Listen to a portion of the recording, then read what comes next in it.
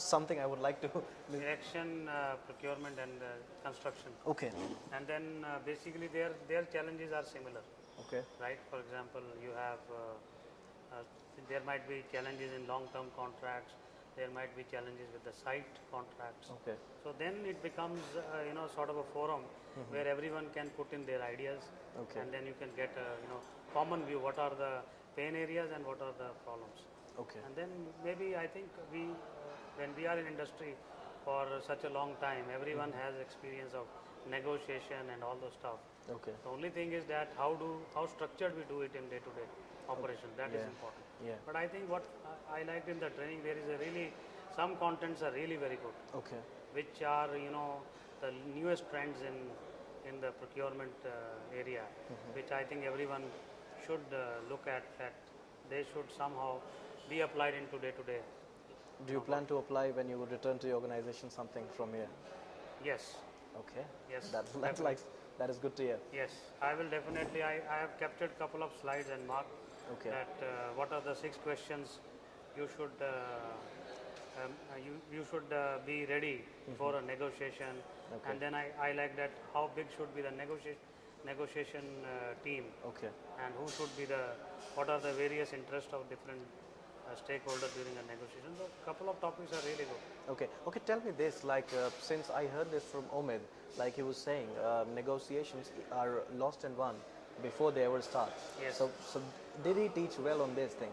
Yes, it's a mindset actually. It's a different position, and it's also psychological. How well you are prepared before a negotiation. Okay. If you have done your homework well, and the homework means you are thorough with the cost structure, you are thorough with all the inputs, then I think it helps you to negotiate better.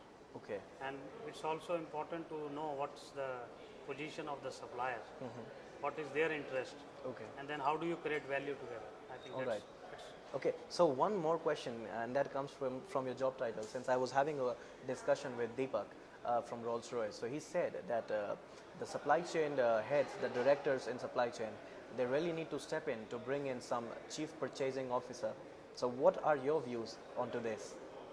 I mean to say it depends on industry to industry, and it also depends what are your strategies and where do you want to go.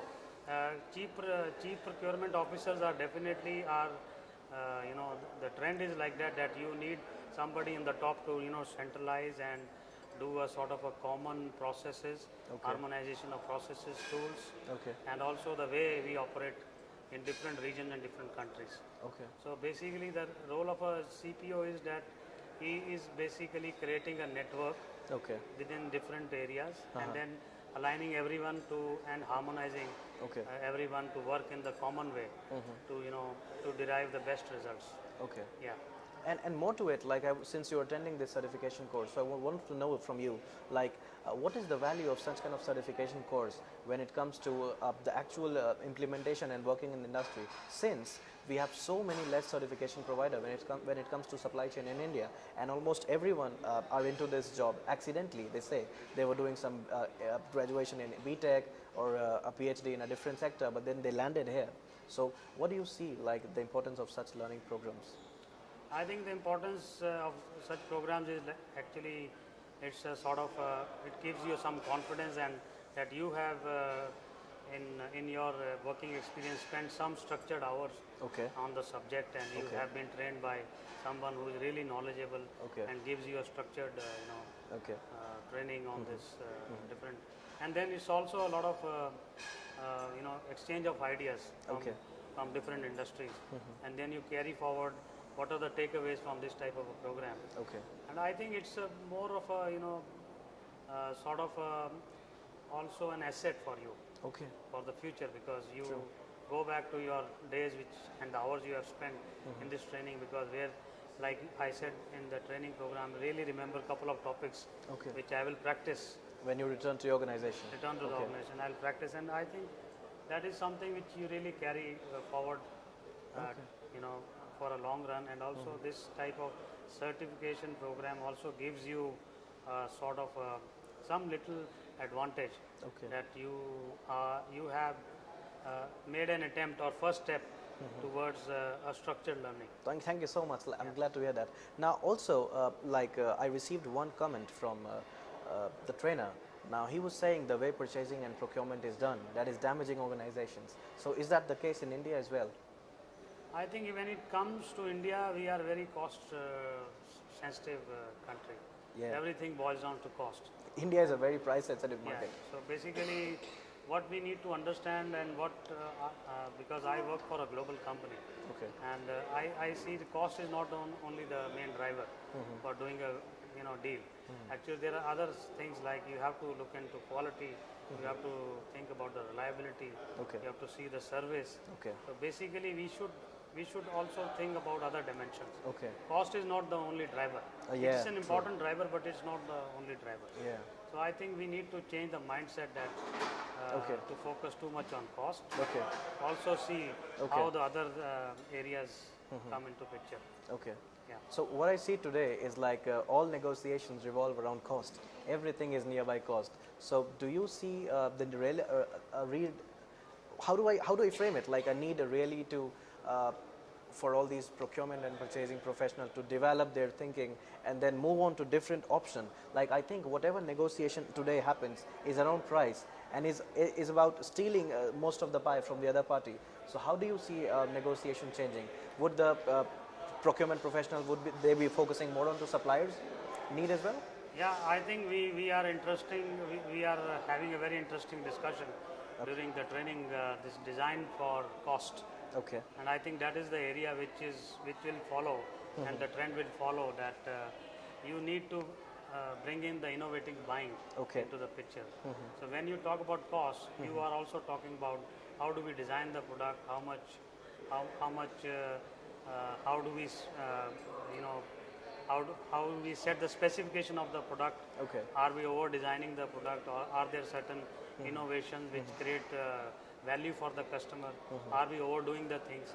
So those are the areas, if we are able to think, I think that is the way where we need to eliminate the excess cost coming from the whole value chain. All right. So I think this is the only way to be having a sustainable cost model, and also which also make sure that how do we create value in the whole system. Okay. Now also I would like to ask this, like since getting a trainer like Omid Gamami, who's been hailed as the godfather of negotiation planning, he's expensive. He, unlike other trainers which you find floating in Indian market, he, like if other trainers charge 10, he's charging 1,000. Yeah. So, and then do you see, like this is trainings offered by competitors to you, they're expensive than any other consulting firm in India today. Now, do you see such kind of value, like you've invested so much when you're here attending this 5-day course, so you've invested so much. So do you see the like need or value of such trainers coming in India? Definitely, because it brings an overall international experience with him. He brings in, because he might have similar programs in different countries, and he brings in a lot of international experience. True. And I think it's really good that we are talking procurement, which is crossing the borders and crossing all cultures. So we talk about Japanese, talked about Chinese, we talked about how the people in US they are negotiating. So I think it brings a lot of dimensions into this type of learning program. All right, all right. And I see the demand is there because Omid is again flying in August, and I think we have already 60% of attendance for that training as well. And do you also feel that like this training is all for senior directors, heads, and decision makers in supply chain? This one, and the other training, like I was receiving some feedback from different delegates. They said like we should also plan some training for entry-level managers. So do you feel like there's a need, since you're the director of supply chain, you must be supervising so many entry-level managers. So do you feel there's a need for them as well? Because we don't have a professional training provider. I think it will really help people who are starting or at the middle level in supply chain to have this type of training, because I think you are always learning throughout your life. Okay. So whether you are in entry level or you're a director, you definitely get some insight from this type of training programs. Okay, and being in entry level is that the accident has just happened to them. Yes, and then they can also see where the procurement is going Okay. ahead, and Okay.